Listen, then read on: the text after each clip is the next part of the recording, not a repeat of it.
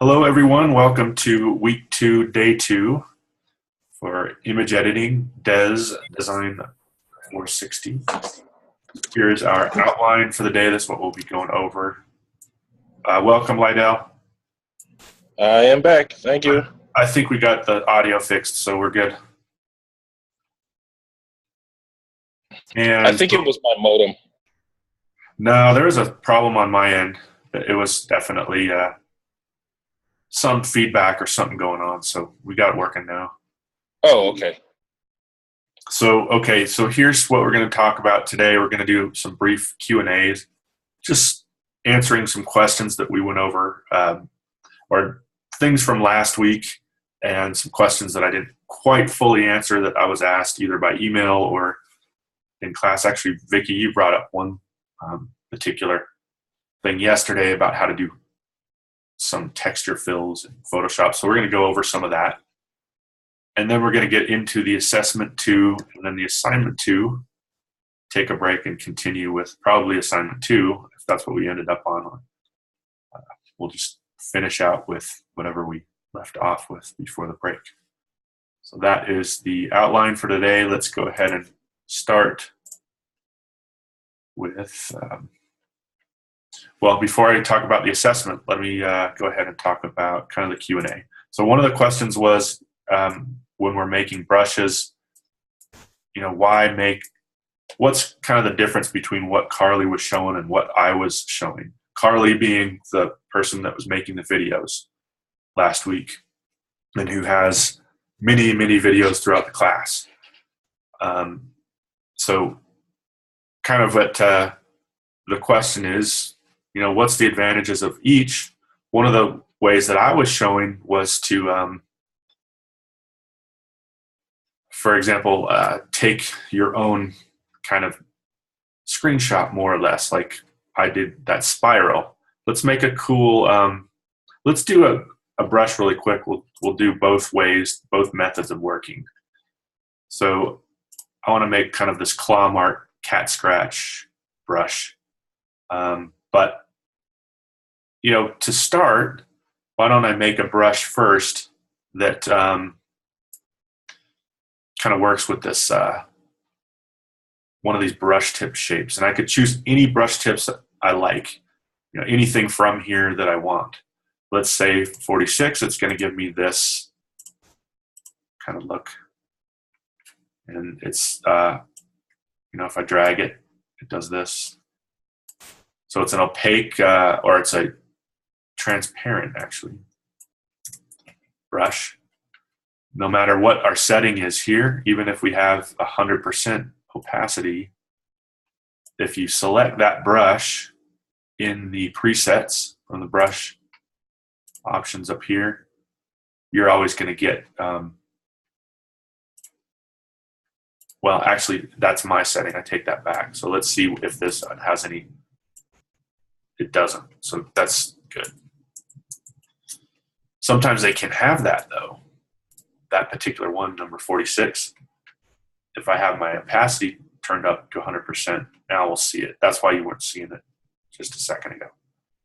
But so let's make our own brush based on this brush that's already a tip that Photoshop's provided. And you can also add more. Not there, but actually, that's how you save. This is one area you can add more. You can add more calligraphic brushes. You can do some of these drop shadow brushes, and I've added a few. I think DP brushes is something that I've added and downloaded from the internet somewhere and loaded into these settings. So all you really want to do, if you wanted more options than this for your preset, is come in here and you could choose one of these settings here. Carly actually explains this week how to load more shapes, and loading more brushes is a really similar process, but that's a different story. Let's go and just kind of take this and work with it how it is. So if we do use this regular brush, that's what it looks like. That's what we're kind of painting with here. We can make it larger or smaller. And we can do kind of whatever we want here. We can make little dots and mess with it. But these settings are a saved brush. It's always going to look like this. But let's say we want to make a new brush and we want to base it on this brush. That's when you use this brush presets over here. So we're taking this, we go brush presets, or actually I don't want that one. That's different. Let's go down below it, brush tip shape. So there's some things in here that I want. So we started with the 46. Maybe we want a little smaller than that. How about 36? And our angle, maybe we can take this and kind of pull it sideways. So depending on, this is going to be a little bit more effective with a stylus like a tablet than it is with a mouse, but I'll just affect the angle and how it looks. You can see how it looks, the preview here. And let's see, I want to add some spacing. We'll space this out. So we get that shape here, but it's spaced out. I mean, we could space it all the way out like this, and you'd have like kind of these, I don't know, cotton ball effect thing here. So we'll get it to a point that I like it, kind of something, I don't know, 10% maybe, 11, 9%, that's about right. So that's spacing, with or without spacing. I want spacing turned on. I'm done, I think, here in the brush tip shape, and that's the very top, level 1. But I can also go into here and any of these below it and work with some more of these settings. For example, size jitter. That's going to, if you want to know what it does, you just look at what it does here. You can also do a swipe in your document to see what it does. But I want to maybe crank this up a little bit. Maybe 30% is good. And if I'm going to make a cat scratch brush, we'll fade it. Instead of 25, maybe I'll go 70. So fade, you can see what that does. It just kind of starts like this and fades out. And maybe we want it a little longer. I can bump this up to maybe 80, or how about 90? That'll work. So there's all these different settings in here. You just got to kind of experiment with some of these. Angle jitter might be interesting. Roundness jitter. Some of them don't really do much, and others do a lot. There we've got minimum diameter. I probably don't want to affect that one because I like how it fades out. That's part of my cat scratch effect that I'm going for here, that when I create a new brush here, I'm going to want to preserve that. So I can go through here. We can do a bunch of different things, many different settings. I don't want to turn all of those on, but just to point out that you can do a ton of things to make this exactly what you're after. Maybe wet edges. Some of these are just a check box. I don't think I want that. Maybe noise. That might be interesting. So I'll check that. So I don't want to spend too much time in here, but the point I want to make, and the point that Carly was making, was the way you'd create a new brush. Her method was using one of these existing brush tips. In this case, it was this one. Or in my case, it's this one. We're just using this brush tip. I forget what Carly did. That was way back last week. I can't remember what she did exactly. But she chose something out of here and modified it, made it her own thing in this brush presets area, or brush, I don't know exactly what you call this window, brush tip shape, maybe this dialog box. She modified a bunch of settings in here and made it her own. So that way, she saved her own brush and made her own brush. So let's say here I'm going to create a new brush by clicking on this icon here at the bottom, and we're going to save this. It's going to become a new brush preset. So I'll call it, I don't have to call this one anything. We can just leave it the default because I'm not quite done with my brush yet. However, now if we paint with that, we've got this kind of cat scratch effect that I want. That, kind of like that. Maybe I could make the outer ones a little smaller. I want to make this middle one a little bit larger. So I could, well, actually when I think about it, probably gonna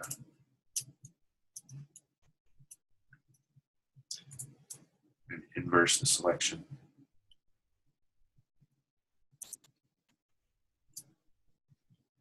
And make these outer ones smaller.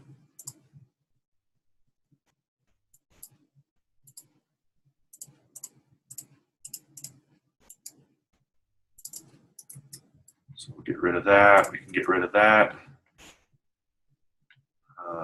Let's see, we can get rid of this. I just want to kind of play around with these and maybe make them different sizes. So right now I'm going to make my own brush based on that preset brush that we already made. And if I want to look at this, I probably should have shown you before going into this, but this brush here, now we're getting the pop-ups, tooltips, so that's good. We just called it Spatter 46 Pixels. I didn't bother naming it because, you know, it just does this. This is all, wait, it just does that. That's the brush that I made. But what I want to do is make a cat scratch brush here with, you know, kind of indicating claws and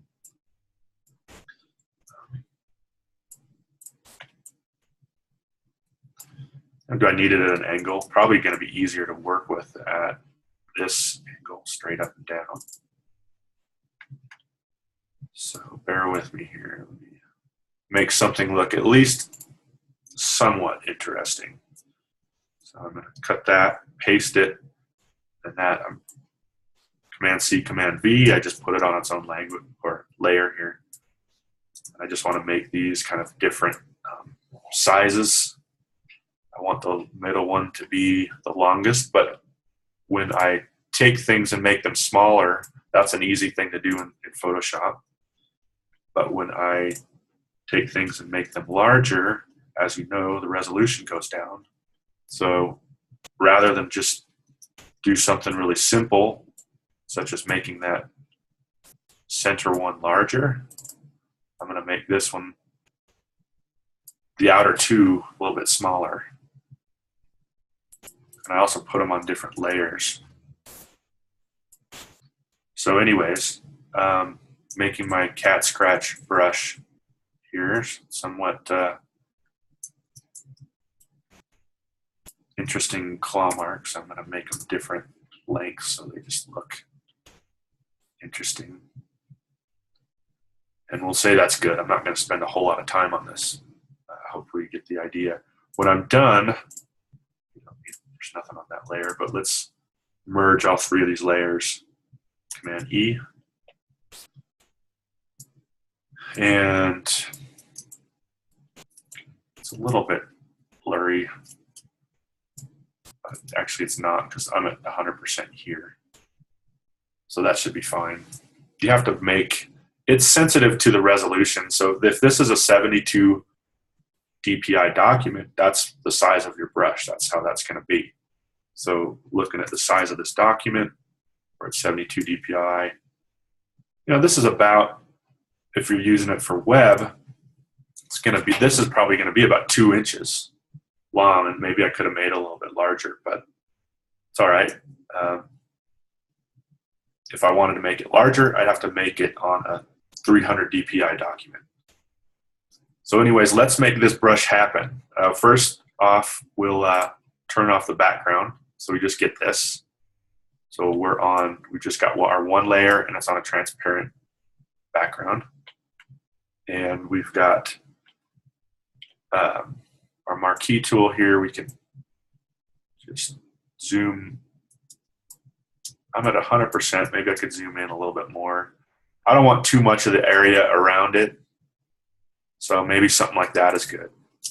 So if I'm zoomed in like this, or not zoomed in, if I have my marquee and I have all of this area I'm ignoring, it's just going to, when I go in and define the brush preset, which I'll do in a second here, it's just going to define this little area.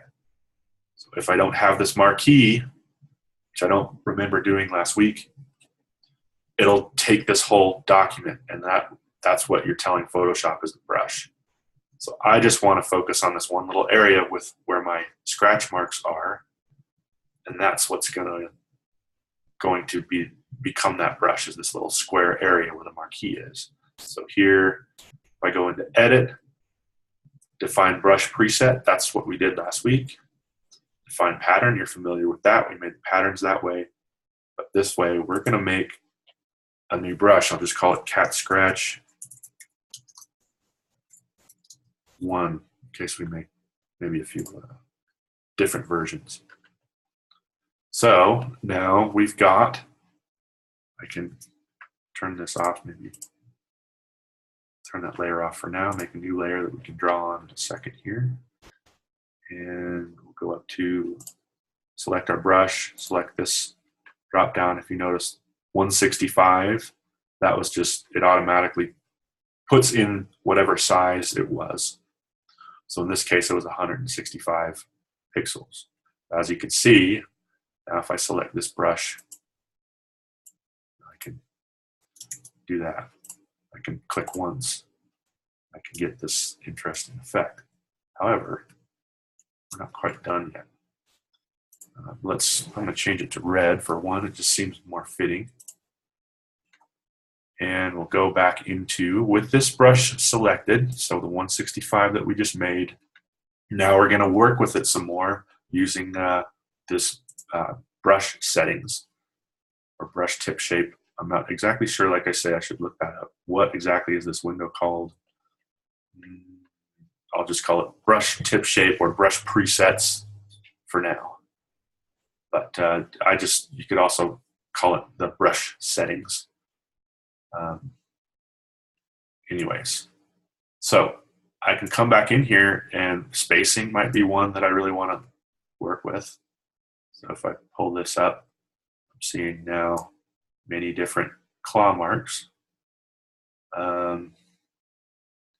Angle and roundness, size. Let's not mess with this anymore. We'll come back into this. Shape, size, jitter. So now we're going to kind of see different sizes. Roundness, angle jitter will look cool.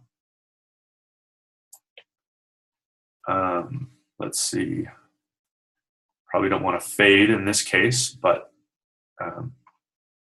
what I'd like to do is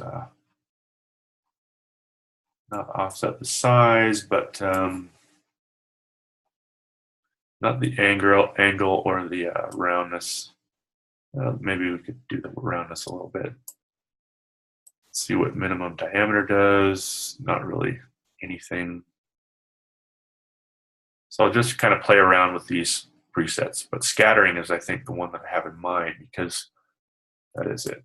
So both axes, I'll check that, and then we'll kind of put them all over the place when we do this brush. Because before it wasn't, we had the brush started, but it wasn't all that much of a use unless we just clicked once. So count, we could maybe do more. I don't want to do that, but it just depends on kind of what you have. I mean, that could look interesting. I got to play around with this a bit to get something I like. Like, let's say it looks like the cat really scratched the wall quite a bit. So they're scattering both axes. We can really crank that up to 1,000%. Maybe I'll just come back to this, uncheck both axes. Maybe I get a little bit more what I want here. I could go back in here. So I'm just basically going to play around with kind of these different settings in here to get something that I kind of like. Fade. You can have different settings like that.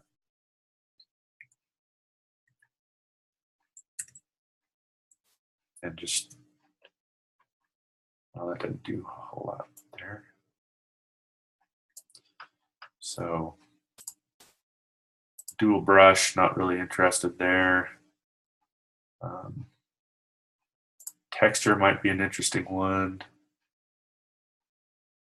So depth jitter, let's see what that does.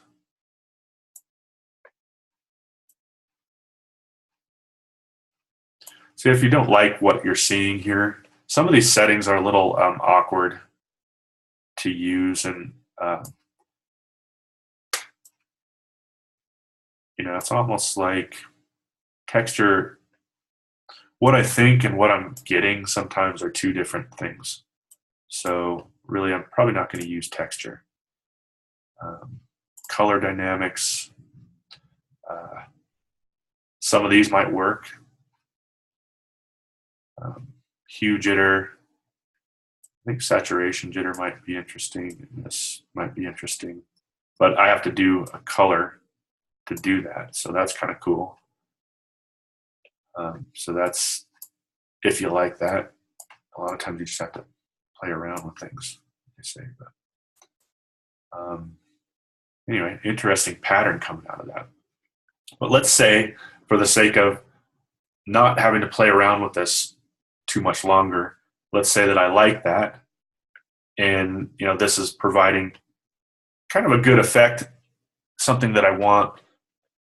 Then I want to save this brush and save all the settings in here, and maybe we'll call this Cat Scratch 2. Maybe the original one I could have called Base or something, Basic. So here, I'm not done with this in theory, but hopefully kind of this makes sense in terms of the difference between what I was showing and doing a screenshot of the brush settings up here, the brush preset, versus doing a brush based on this. Say, we started with 46.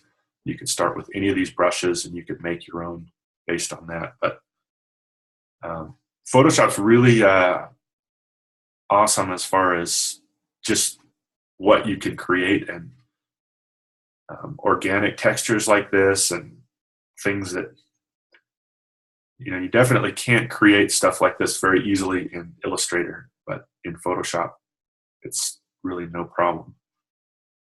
And so anyways, two different ways of making a brush. I suppose there was some confusion on that last week. You can either start with your own design that you've created, or you can use a preset tip in this area here. So you can start, either way you want. But here, if you want to save it and keep that brush, make sure you go down here and save it. And, if you're ever deciding that I kind of like these, I don't really want to delete them, but let's say that, I wanted a brush that I wanted to delete, it's pretty easy. You can just, well, I know it's easy, even though preset manager, that's the one I'm looking for. So you can, for example, let's say I didn't want that one. I kind of like it and I kind of want to mess with this some more. So I'm not going to delete it, but if you get a bunch in here that you don't like, say maybe I don't care for that one, I can just delete it. You can kind of edit it through this preset manager window if you want, so you're not getting, what you'll notice is when you have a bunch of brushes in there, if you make brushes and you like making brushes, that'll get built up really, really quick. So, every now and then you want to go in and clean those out, organize them. So anyways, hopefully that explains kind of the difference between, making a brush off something that you do, starting like this in our canvas and going in and defining the brush preset. That's an original brush that you made versus going in here and starting with a preset here. We started with this one from 46. So hopefully that kind of clarifies. It's not really two different ways of making brush, but there's just two different sides of it. So this would be one side would be kind of making your brush, your shape, your tip shape. So my tip shape is this, and then the rest of the aspects of the brushes are in this brush panel here. Maybe it's just called brush panel. I want to call it something else, but it just looks like it's brush panel.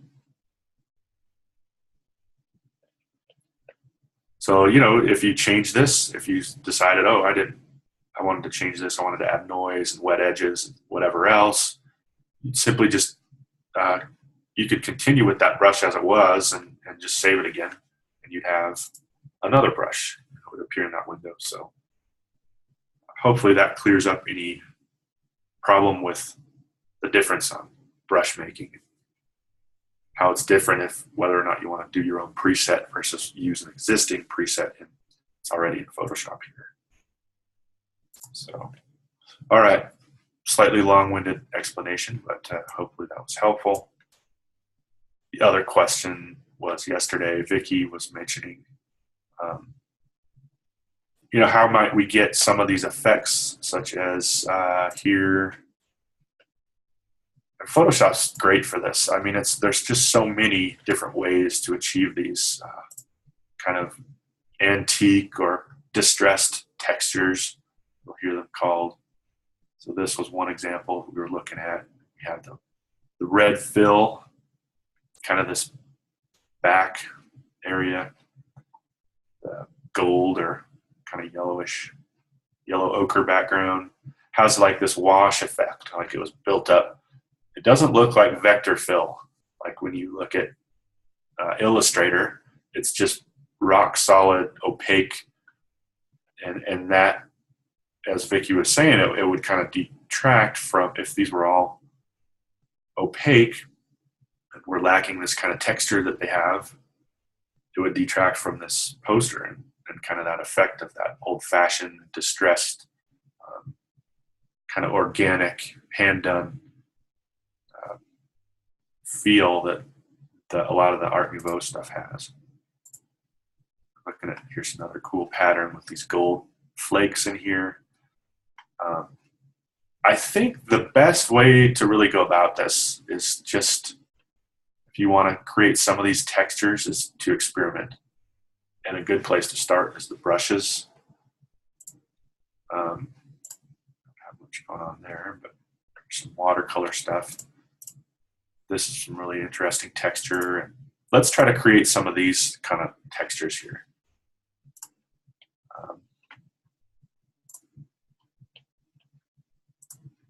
Just use the same layer, make a new layer on this. We'll get out of this brush.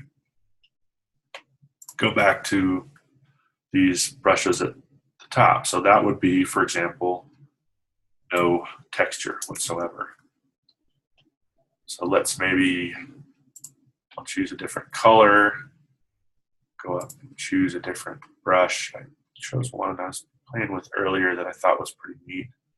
This one here, number 54. If you don't see the same brushes, you can always go in and load. From here, you can see kind of the most popular brushes: assorted, basic, calligraphic, and a bunch of others. There's a few that I have that you probably won't see. I believe that was, for example, another downloaded thing I got from somewhere. I can't remember. But if you don't see this, I think what this was, you can do wet media brushes. I'm pretty sure this is it. Let me try it out. And I'll just append it. So that's what it is, 54 from the wet media brushes. So I'll just select that one or that one, whatever. And that gives you your texture fill. kind of similar to that. I think it was Gustav Klimt, one that we were just looking at. Not quite, but again, probably the best way to really get a handle on this is to experiment with it. I just have opacity cranked all the way up. Obviously, you're going to get a different setting. If I maybe bring it down to 50% and then paint over it a bunch of times.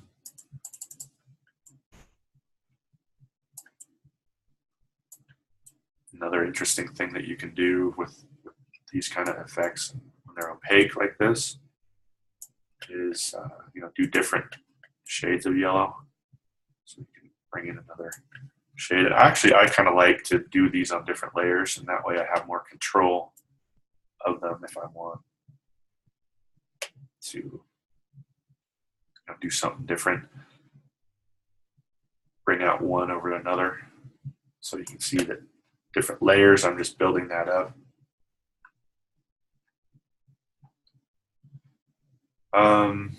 Question is, so this would not be considered painting? Well, it's kind of is in a way, but it's fine if is that one of the limitations on this? It is probably, isn't it?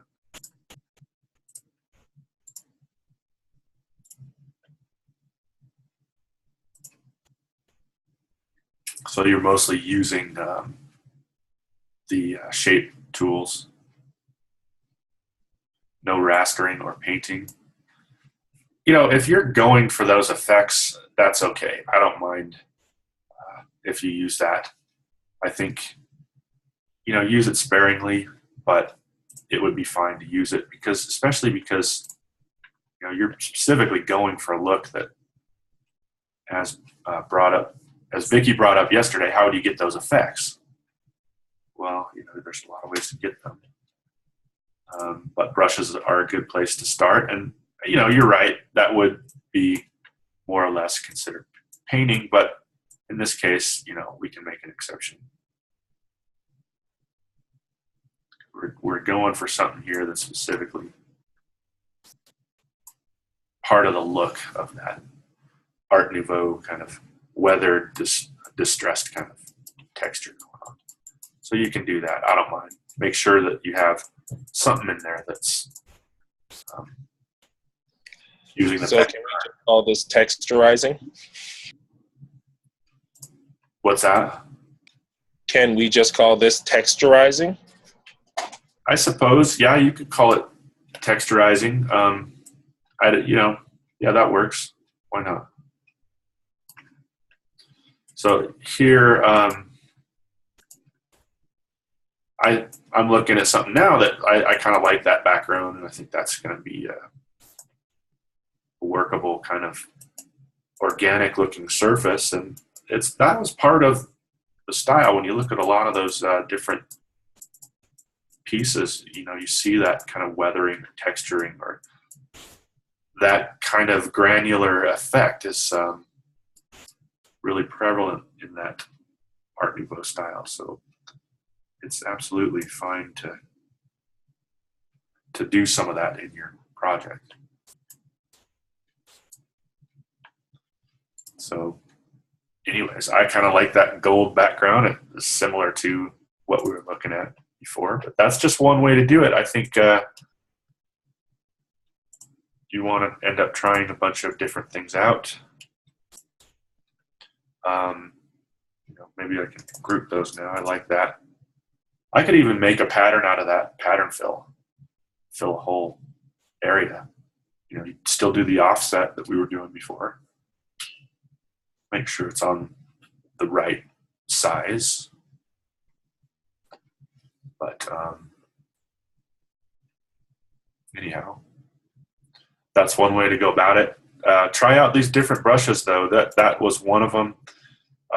I recommend, especially these wet media brushes are really good for the texturing.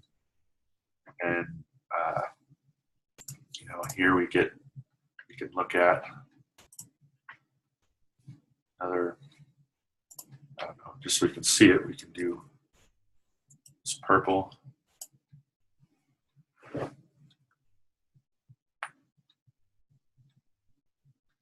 Kind of interesting there. And the brush presets on this are really interesting. At 24, I guess. So play around with those and see what you get. But Photoshop is great with a lot of this kind of texturing effect. So as long as you have, anyway, let's go ahead and start with, let's get into, so that's, I don't know, did you have any questions on that, Vicki? No, I'm good. I think I'm okay. I mean, that's, experiment with those brushes. The wet ones look really good if you're going for that effect. You want that distressed kind of texture. Okay. And I don't mind a little bit of painting, even though the assignment says, you know, avoid rastering and painting.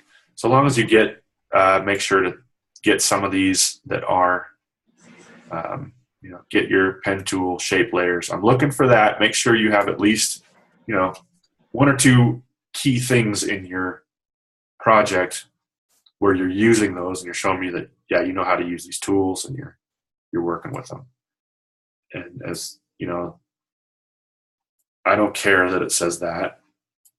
It can be a background element. It can be used so long as you do have this. You're using some of those vector tools in your assignment, then you'll be fine. So when it says no rastering or painting, that means don't do the whole thing, rastering or painting, basically. That's how I would take this. And I can't change the course, so I am forbidden to delete that. Because all courses are being updated by one single person. And I cannot touch anything in the course. And there's weird things like that that also bother me. I can't change them. So, yeah, but otherwise I would. I'd say, you know, what that means is don't just exclusively create a pixelated project or use your standard Photoshop tools that are all pixel. Use vector tools, and you can use the others as well, but you know, just make sure to include those others. Excuse me, make sure to include your vector tools. I actually used a picture in the background, a textured picture, and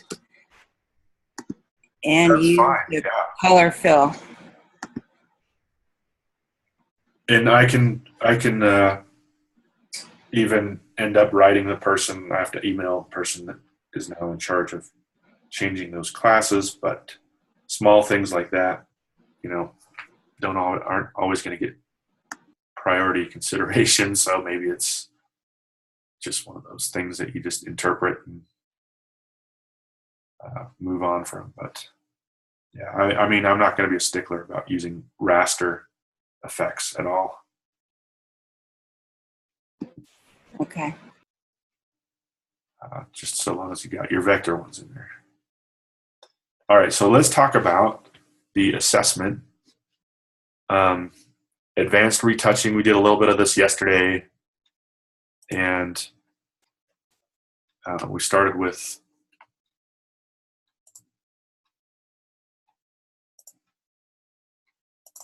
that's kind of a larger image, 300 dpi. So we left off yesterday here. Whoops. There's like this big delay on my Photoshop here.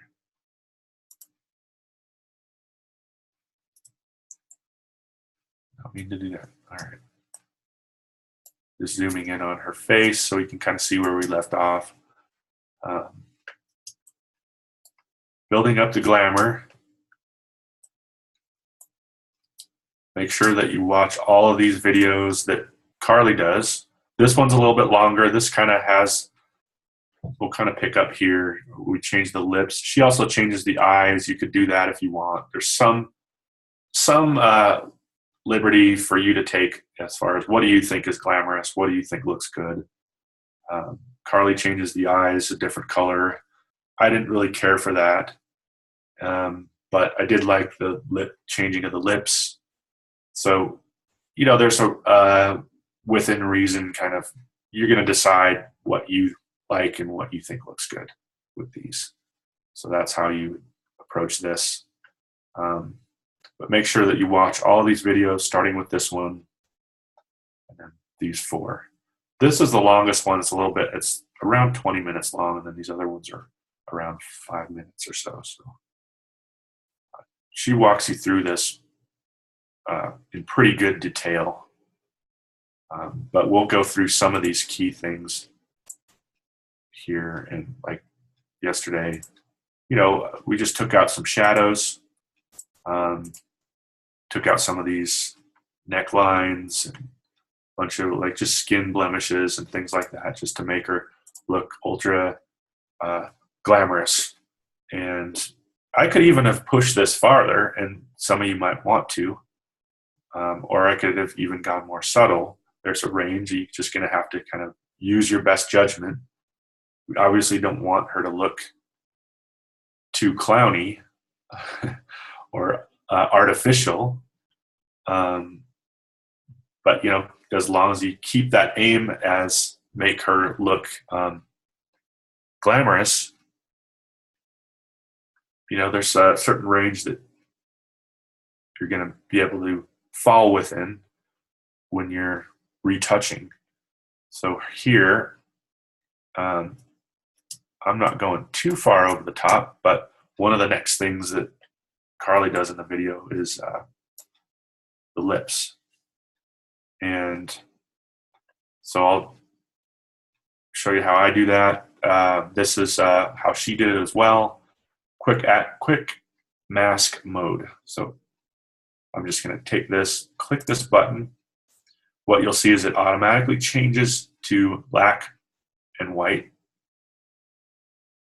And I'll take this brush, or as long as I'm in this mode. You can use many tools in this mode, but probably brush is going to be the one you want.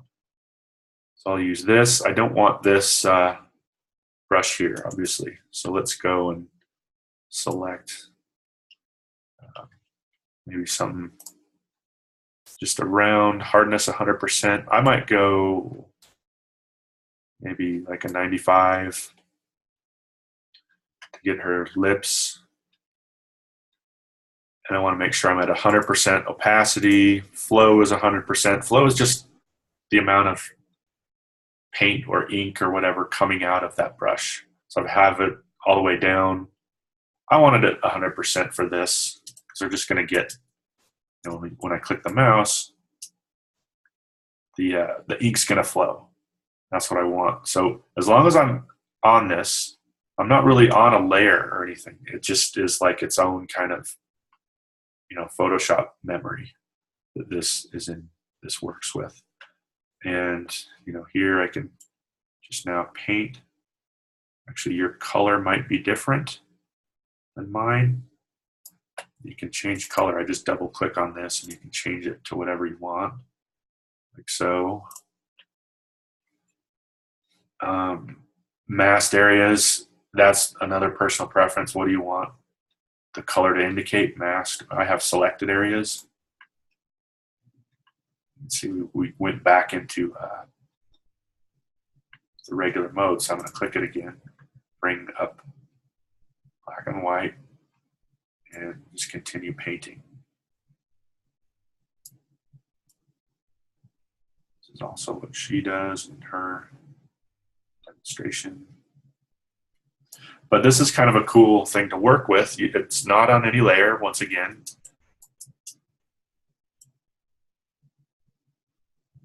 You can paint it in, and then you can also hit your E for eraser, and then you can go in and kind of refine it a little bit. I think this is kind of difficult without a stylus.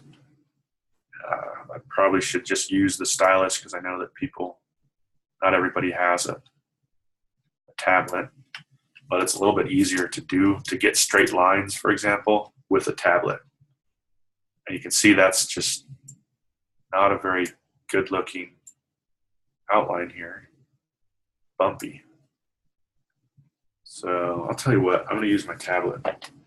If you have a tablet, use it. If you have a mouse and all you have is a mouse, that's fine. Just do the best that you can.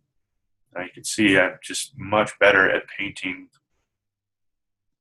kind of these details than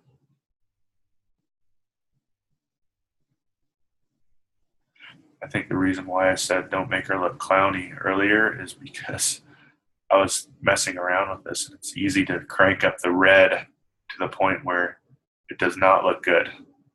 So, I think we'll do that in just a second too. You can kind of see here. You can easily go too far, and most of you probably will. It's part of the process, I think, but just remember to, by the time you hand it into the Dropbox, make sure it's your best work and make sure it's really where you want it to be, how you want it to look. Again, there is some judgment calls in here.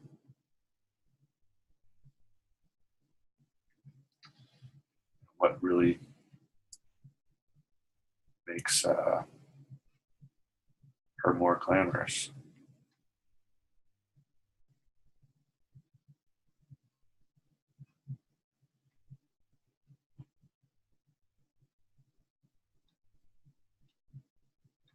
The upper corner is overlapped.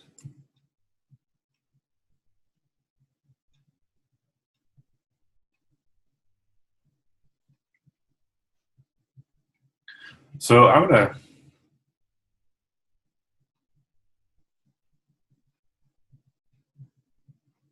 we can see how this looks. So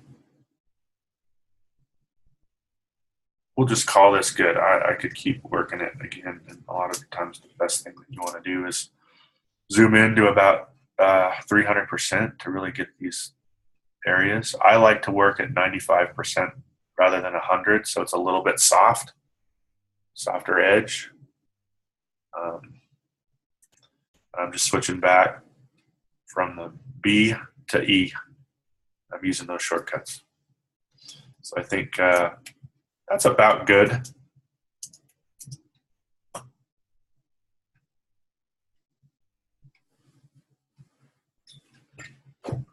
Okay, thanks, Vicki.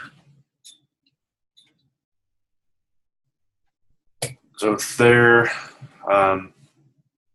we'll say that's good. And I'm going to go into regular mode. And we just have a mask, a selection here.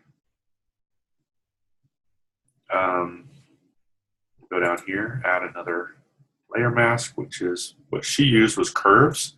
And with this already selected, I'm going to use my mouse again, bring my mouse over here. So with that selected, it's going to put a layer mask here. You see that right here. Let's affect our curves a little. RGB will straight from the middle. I can drag it up a little bit. You can see what that does. Computer's slow to take effect. Obviously, again, I don't want to go too far on that. Maybe we can lighten them a little. We can go into red. We want to enhance those reds. Boost that up a little bit.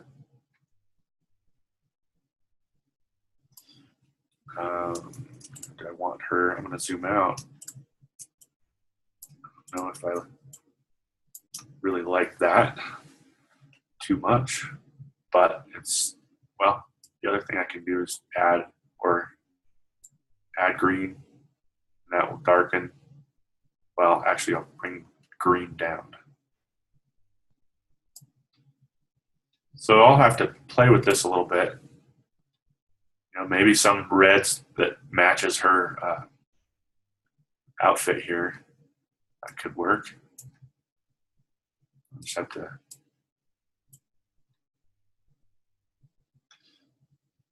The darker colors also look good.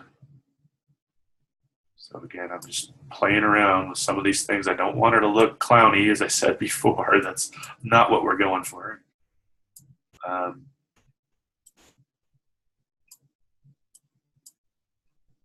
Something dark like that works. But I just have to play with it for a while to get something that I like. And another thing, if I click on the layer mask and that curves layer, I had a 95% brush earlier, but if I zoom in on this still, the edge looks a little bit hard. So what I'll do here is feather it. I'll just drag this, do that by dragging it out, maybe like a pixel or two. And that just softens that edge. Suddenly, that's quite a big difference. Let's see what it looks at 7.2 and even more, 87. At that point, we're losing it completely. But maybe like a 3 pixel, somewhere in the neighborhood of that. This is, remember, a high-res image, 300 dpi, so 3.1 pixels. That's maybe a little soft. Maybe like a 2.5 would probably be good. But you can see that's quite a difference between here. We've got this hard edge. That doesn't look natural. Lips we probably want a little bit softer. Maybe a 2.5 or maybe a 2. You gotta, again, play with that a little bit to get something that looks right and natural and works for you. And if you still, like any layer mask, if you wanted to adjust this again, come back to this and let's say, oh, well, I could have got this area down here. You can always remember black conceals, white reveals. If I wanted to conceal more, I would go over that. We can see we'd lose. I don't really care to make an adjustment here, but I'll show you. You can always paint that off. So that's what we had before. That's what we have now.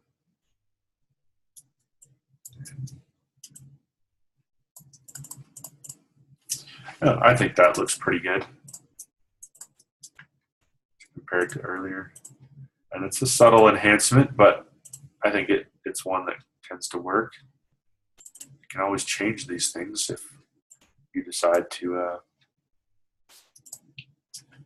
you want to do something different. If I, like I said before, maybe match more her dress or what she's wearing here, I can just go in and boost the reds again, and I can just keep tweaking that color till it's what I'm after.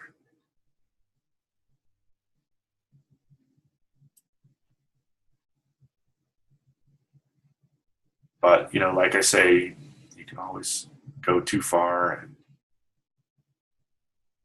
it's just a judgment call that you have to kind of make here. Probably not going to use blue, but you can always try it out. What does blue do? Blue is going to make it kind of more purpley. But definitely don't want that. And these little points that you add to that graph, you can always just drag them off. That deletes it. So I don't know. I just would say play around with it till you think it looks glamorous. I think it has a good look to it, whether her lips are darker or lighter or more like, I almost think it's too much if it's matching her. Maybe it's almost matching her mouse there. But get it how you like it. What is your opinion of looks glamorous, what the readers of a glamour magazine would like, what the editor would like, however you want to see it. If you want to send it to me beforehand, you can. Just send me an email or let me know that you've uploaded it to the Dropbox. I can take a look at it. But I'm going to say that looks pretty good in my opinion. You know, we're kind of in between. Like it definitely draws together with the, it flows together with what she's wearing, but it's not too much. It's a little bit toned down from what she's wearing. And I think that will look good. So,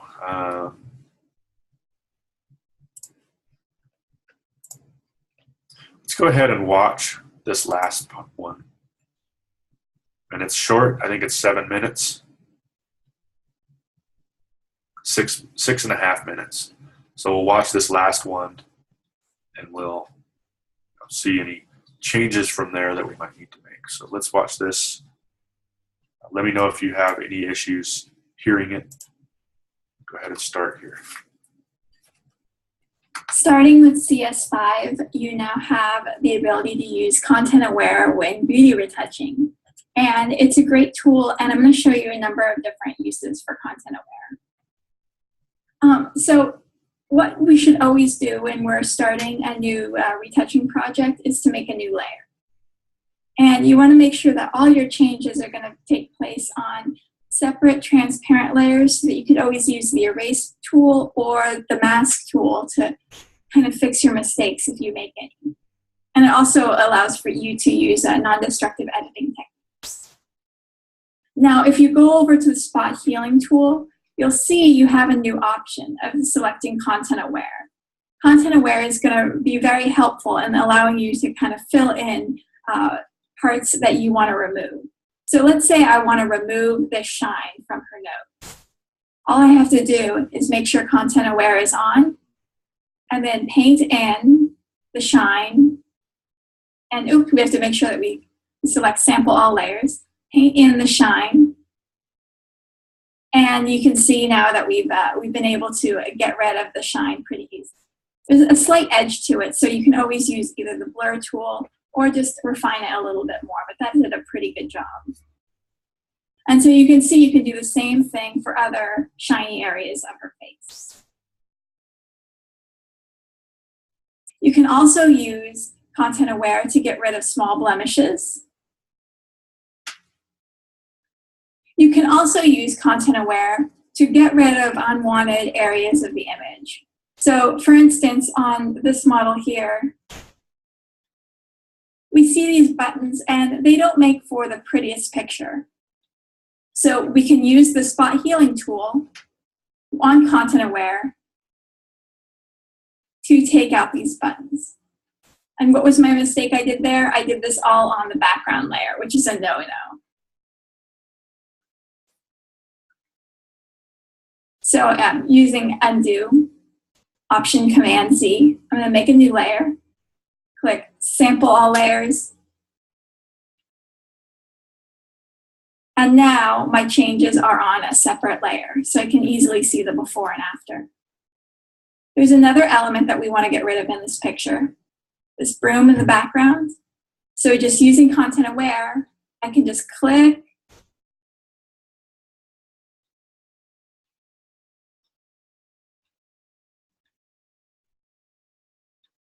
and see how easy it is to remove it from the picture.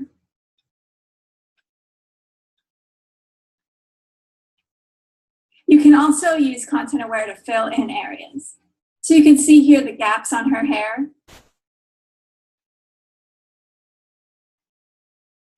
I can now use content aware to fill in some of her hair. So there's a few imperfections around her hand there, but we can make her hair look a little bit more filled in using content aware.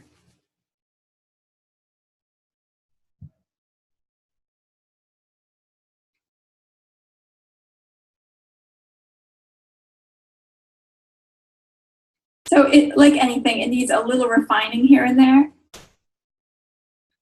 but you can see before and after.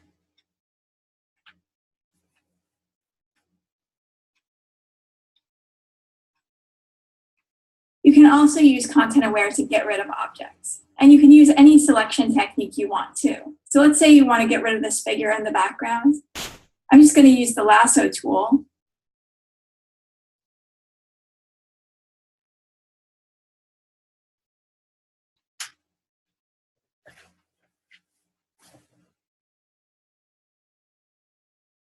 Now I'm going to use content aware fill to fill this in. So I'm going to go Shift Delete. Shift Delete brings up your fill dialog box. I'm going to click on Use Content Aware and then click OK. And so you can see now Content Aware has filled in this area. Command D to deselect. You can also use it in conjunction with the crop tool to fill in the background and make the background appear larger. So I'm going to use my crop tool. Let's hit C for my crop tool. Bring up the crop tool, and now I'm going to expand the background like so, and then hit Enter. Now it automatically fills in the background with whatever your background color is. But I can use the magic wand tool to select this background. And now I'm going to hit Shift Delete to bring up Content Aware, make sure Content Aware is selected, and then hit OK. And see, now we've filled in the background with the background using Content Aware. And just to show you, again, some other ways that you can, adjust this picture. If you wanted, you can just use the marquee tool as well to select one of these buttons. And then Shift, Delete, use Content Aware. Make sure we're on our background layer. Shift, Delete. And there you go. See, we filled in that button. So now you know two ways to use Content Aware. Either using Content Aware Fill to fill in a selection, or you can use the Spot Healing tool in conjunction with Content Aware to view to retouch or take out any parts of the image that you don't want. And that's pretty much the Content Aware tool.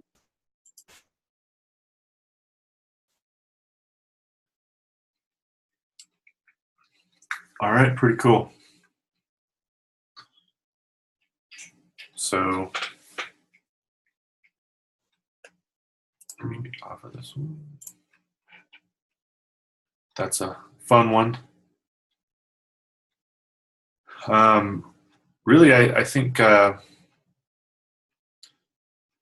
guess as far as retouching the model goes, just use your best judgment in terms of how far you're going to take it. I want to make sure she looks better than the original photograph, more glamorous. If you have any question, you can always send it to me. You can always also show Christy Paulson. She can offer her opinion on that as well, as far as, do you need to go anymore, or is this far enough? Or, some of you might be struggling with that. Really, I think, if you can make her look more glamorous, better than she currently does, even though she looks really amazing, as long as we've got kind of that glamorous, those touches that we're looking for. I just did the lips. You want to soften the shadows a little bit and take out the skin blemishes, that sort of thing. If you do that, then you're looking at an A on the project. So, it looks relatively better than what she did, what she looked like before. That's mainly what I'm after. But it is kind of a tough one, because you've also got to gauge how far that you take it, and fixing the lips, you can fix the eyes, you can fix other things. There's a few other things maybe that I didn't do. If you see things that Carly and I didn't do, and you'd like to, you think that would make it more glamorous, then you can go ahead and do that. But, stay within range of, kind of for the most part, this area, the face more than anything, I would say. And, I think you should be good. So any other questions on this one, on the assessment?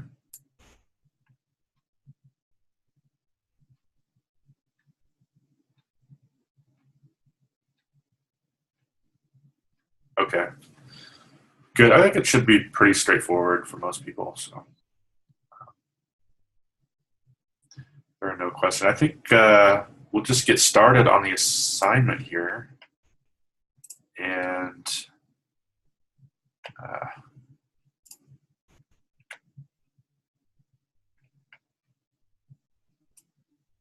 so creating an Art Nouveau ad. Carly's example in this was slightly different than mine, and that's expected. One of her, a lot of times we'll have criteria for an ad. All she really did was say Merlot, and she did like kind of a wine ad in this example, and that's cool. You could do that for this assignment. When we look at some of these examples here, this is Wikipedia. If you scroll down, here's a bunch of ad posters, advertisement for job cigarettes. It's just one word, and they've got an illustration. So if you wanted to look at it that way, you could.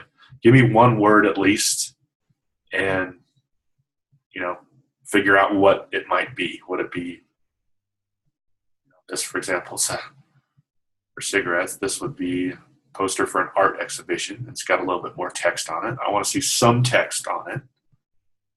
Zodiac calendar. I mean, you could even call that an ad, really. Ad for Victor Bicycles. It just says Victor Bicycles, and then it looks like it gives some sort of address or something here.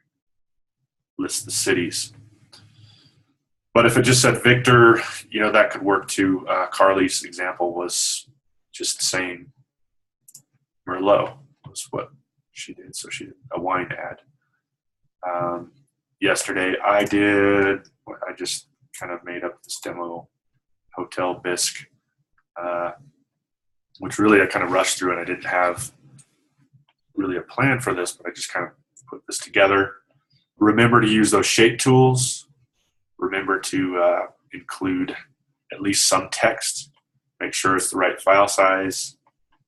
5 inches by 5 inches at 300 dpi. Is that correct? I'm not recalling that from memory. Let me look up once again. 5 by 5 inches, not pixels. 5 by 5 inches at 300 pixels. That's what you want on that.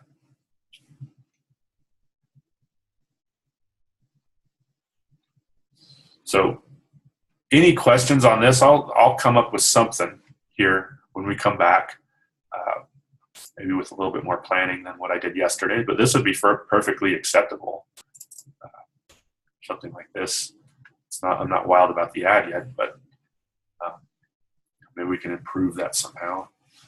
And we'll figure out something that'll work a little bit better for the assignment. But I think those key points, as long as you have some sort of a shape vector tool that's being used in this, that's what I'm looking for. As long as you have some text, I think, it's pretty straightforward. You just, if you want to use raster effects, you can. Just don't use raster effects exclusively. That's all.